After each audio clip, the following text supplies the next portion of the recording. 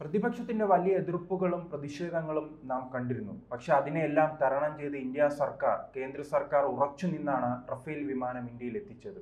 അതിന് ഫ്രാൻസിന്റെ വലിയ സഹായവും ഉണ്ടായിട്ടുണ്ട്. ആ വിമാനങ്ങൾ ഉപയോഗിച്ചാണ് ഇന്നലെ പാകിസ്ഥാന് ഇന്ത്യയുടെ കൃത്യമായ മറുപടി, ആ രാത്രിയെ പകലാക്കിയുള്ള ഒരു തിരിച്ചടി അല്ലേ? ശരിയാണ്. അർദ്ധരാത്രി സൂര്യൻ ഉദിച്ചാൽ എന്ത് സംഭവിക്കും എന്ന് നമ്മൾ പൊതുവെ ചോദിക്കാറുണ്ട്. വാസ്തവത്തിൽ അക്ഷരാർത്ഥത്തിൽ ഇന്നലെ ലൈൻ ഓഫ് കൺട്രോളിനടുത്ത് അർദ്ധരാത്രി ഇന്ത്യ പാക് അതിർത്തിയിൽ സൂര്യോദയം സംഭവിച്ചു. അത് റഫേലിലൂടെയാണ് സംഭവിച്ചത്. ആ റഫേലിൽ നിന്ന് തൊടുത്ത മിസൈലുകളാണ് 9 ഭീകര പരിശീലന കേന്ദ്രങ്ങളെ ഭസ്മമാക്കിയത് എന്ന സത്യമാണ് ഇപ്പോൾ ലോകത്തിന് ബോധ്യപ്പെട്ടിരിക്കുന്നത്. എന്തായാലും ശ്രീജിത്ത് പറഞ്ഞതുപോലെ ഈ റഫേലിൻ്റെ കരാർ, റഫേൽ വാങ്ങുന്നു. ഇന്നലത്തെ തിരിച്ചടിയുടെ താരം റഫേലാണ്. തിരിച്ചടിയുടെ താരം സമ്പൂർണമായും അതിൻ്റെ ഫുൾ ക്രെഡിറ്റ് കൊടുക്കേണ്ടത് റഫേൽ പോർവിമാനങ്ങൾക്കാണ്. അത് ഈ റഫേൽ വാങ്ങുന്ന അവസരത്തിൽ നമുക്കറിയാമല്ലോ, അതിനെ തടസ്സപ്പെടുത്താൻ വേണ്ടിയിട്ട് ഈ നമ്മുടെ രാജ്യത്തെ പ്രതിപക്ഷം എന്തൊക്കെ കള്ളക്കഥകൾ പറഞ്ഞു എന്ന് അവർക്ക് തന്നെ അറിയില്ല. റഫേൽ വെറുതെ ഒരു വിമാനം വാങ്ങുകയല്ല നമ്മൾ ചെയ്തത്. അതിൻ്റെ സാങ്കേതിക വിദ്യ, അതിൻ്റെ അറ്റകുറ്റപ്പണിക്കുള്ള യന്ത്ര സാമഗ്രികൾ ഉൾപ്പെടെ ഒരു വലിയ കരാറാണ് നമ്മൾ ഏർപ്പെട്ടത്. അതിലിപ്പോഴിതാ നമുക്ക് ഏതാണ്ട് 36 വിമാനങ്ങൾ വീണ്ടും നേവിയിലേക്ക് വരാൻ പോകുന്നു, നാവികസേനയിലേക്ക് വരാൻ പോകുന്നു.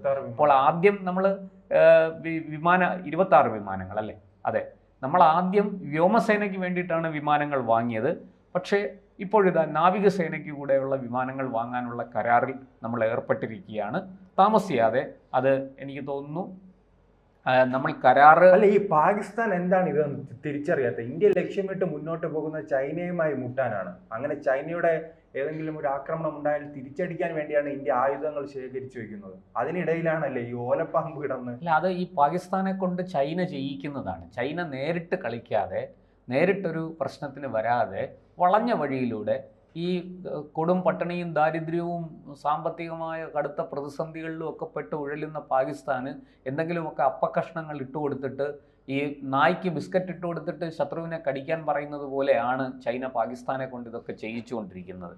എന്തായാലും ഒരു കാര്യം ചൈനയ്ക്ക് മനസ്സിലായി, ഈ ഭീകര പരിശീലന കേന്ദ്രങ്ങൾ തച്ച് തകർക്കാൻ റഫേലിനെ ഉപയോഗിച്ച് ഇന്ത്യ മിസൈൽ തൊടുത്ത് അതെല്ലാം ഭസ്മീകരിച്ചപ്പോൾ ഒരു കാര്യം വ്യക്തമായി, അത് ചൈനയ്ക്കുള്ള മറുപടി കൂടിയാണ്. ചൈനയ്ക്ക് വളരെ കൃത്യമായിട്ട് ചൈനയ്ക്ക് മനസ്സിലായി റഫേലിൻ്റെ ശക്തി എന്താണ്, അത് ഇന്ത്യ എങ്ങനെയൊക്കെ ഉപയോഗിക്കും എന്നുള്ളത്. പാകിസ്ഥാന് മാത്രമല്ല, അത് ഏറ്റവും കൂടുതൽ കൃത്യമായ ഒരു അറിവ് കൊടുത്തിരിക്കുന്നത് ചൈനയ്ക്കാണ്. ഈ റഫേൽ എന്ന് പറയുന്നത് മറ്റൊരു കാര്യം ചേട്ടാ സൂചിപ്പിച്ചതുപോലെ, ചൈന അങ്ങനെ ഒരു നിലപാടിലേക്ക് മാറുന്നെങ്കിൽ ഇന്ത്യക്ക് നല്ലതാണ്. ഇന്ത്യക്ക് പരീക്ഷിക്കാൻ ഈ സാധനങ്ങൾ വാങ്ങി വെച്ചിരിക്കുന്ന സാധനങ്ങൾ തുരുമ്പിച്ചു പോയി എന്നൊക്കെ പ്രതിപക്ഷം നാളെ ആരോപിക്കും. ഇടയ്ക്കിടയ്ക്ക് ഇങ്ങനെ ചില മോക്ക് ഡ്രില്ലുകൾ, ഇതിനെ ശരിക്കും മോക്ക് ഡ്രിൽ എന്നാണ് പറയേണ്ടതെന്ന് എനിക്ക് തോന്നുന്നു. ഇത്തരം മോക്ക് ഡ്രില്ലുകൾ നടക്കേണ്ടതുണ്ട്.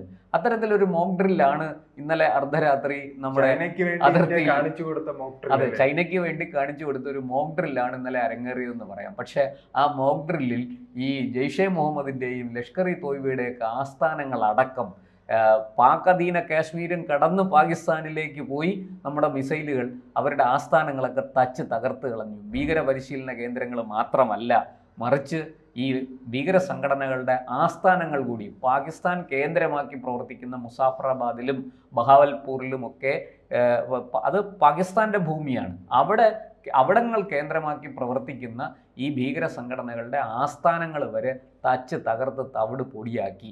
അത് നമ്മൾ റഫേലിനോടാണ് കടപ്പെട്ടിരിക്കുന്നത്. റഫേലാണ് ഈ ലൈൻ ഓഫ് കൺട്രോളിൽ അത്രയും ഉയരത്തിൽ പറന്ന് അന്തരീക്ഷത്തിൽ നിന്നുകൊണ്ട് കൃത്യമായ ടാർഗറ്റുകളിൽ, കൃത്യമായ ലക്ഷ്യസ്ഥാനങ്ങളിൽ ഈ മിസൈൽ തൊടുക്കാൻ നമ്മളെ സഹായിച്ചത്.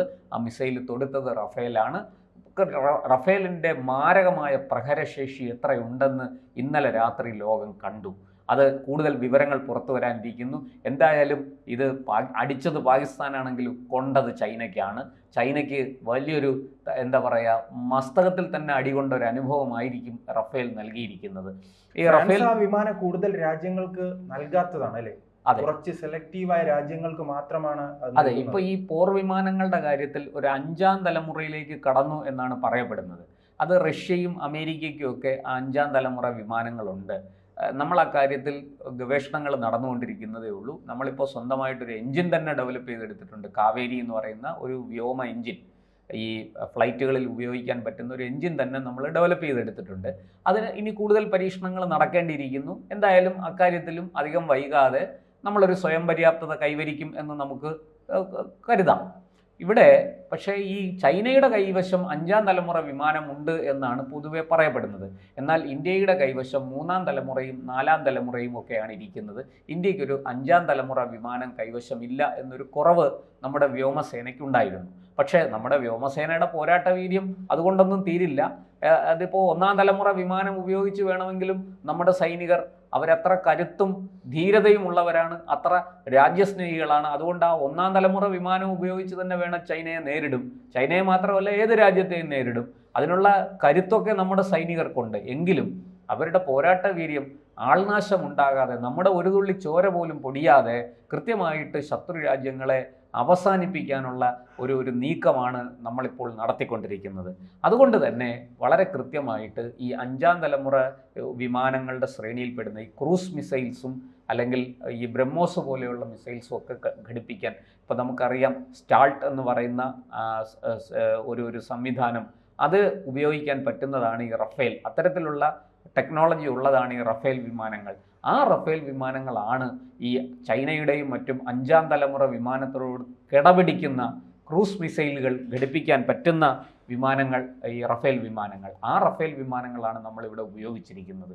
അതിൻ്റെ ആക്യുറസി, കൃത്യത വളരെ എന്താ പറയണ്ടേ, ലോകത്തിന് ബോധ്യപ്പെട്ടു എന്താണ് റഫേലിൻ്റെ കൃത്യത, റഫേലിന്റെ പ്രഹരശേഷി എന്താണ്. അല്ല, ഫ്രാൻസിന് ഇതേ ഒരു ഗുണമായി. ഇനി കച്ചവടം നടത്തുമ്പോൾ അതെ, കൃത്യതയെ കുറിച്ച് പാകിസ്ഥാനോട് ചോദിച്ചാൽ മതി, കൃത്യമായ ഉത്തരം ലോകത്തിന് ആർക്ക് വേണമെങ്കിലും, നിങ്ങൾക്ക് ആർക്ക് വേണമെങ്കിലും റഫേൽ വാങ്ങാം, എന്താ പാകിസ്ഥാനിനോട് ചോദിച്ചാൽ മതി. നിലവിളിച്ചുകൊണ്ട് ഓടുന്നു പാക് ഗവൺമെന്റ്. ഇപ്പോൾ അവരുടെ പ്രധാനമന്ത്രി തന്നെ ഷഹബാസ് ഷെറീഫ് പോലും നേരിട്ട് വന്ന് പറഞ്ഞിരിക്കുന്നു, ഇന്ത്യ അറ്റാക്ക് ചെയ്തിരിക്കുന്നു, വ്യോമാക്രമണമാണ് നടന്നിരിക്കുന്നത്, മിസൈൽ ആക്രമണമാണ് നടന്നിരിക്കുന്നത്, ഞങ്ങൾ തിരിച്ചടിച്ചു, ഞങ്ങൾ വിമാനം വെടിവെച്ചിട്ടു എന്നൊക്കെയാണ് പറയുന്നത്.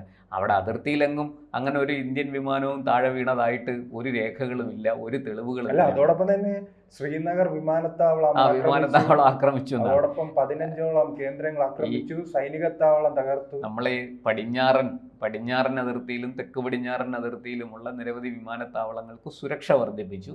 ചിലതൊക്കെ നമ്മൾ അടച്ചിട്ടു. ഈ അടച്ചിട്ടു എന്ന് പറഞ്ഞാൽ വിമാനത്താവളത്തിൻ്റെ പ്രവർത്തനം നിർത്തി എന്നല്ല, അവിടെ നിന്ന് ചില പ്രത്യേക വ്യോമമാർഗങ്ങളിലൂടെയുള്ള ട്രാഫിക്, ഈ ഗതാഗതം, വിമാനങ്ങളുടെ സഞ്ചാരം അത് നിയന്ത്രിച്ചു എന്നേ അതിനർത്ഥമുള്ളൂ. അല്ലാതെ വിമാനത്താവളം അടച്ചിടാൻ ഇതെന്താ വല്ല ഗോഡൗണുമാണോ അടച്ചിടാൻ?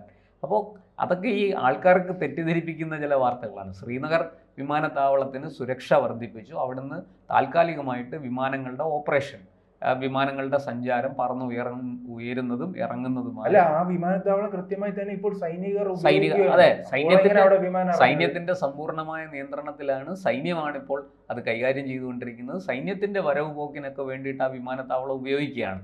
ഇത് അല്ലാതെ വിമാനത്താവളം അടച്ചിട്ടു എന്ന് പറഞ്ഞാൽ അതിൻ്റെ അർത്ഥം ബന്ദ് ചെയ്തു എന്നല്ല. അപ്പോൾ അത്തരത്തിലുള്ള നടപടികൾ ഇന്ത്യൻ സൈന്യം എടുക്കുന്നുണ്ട്.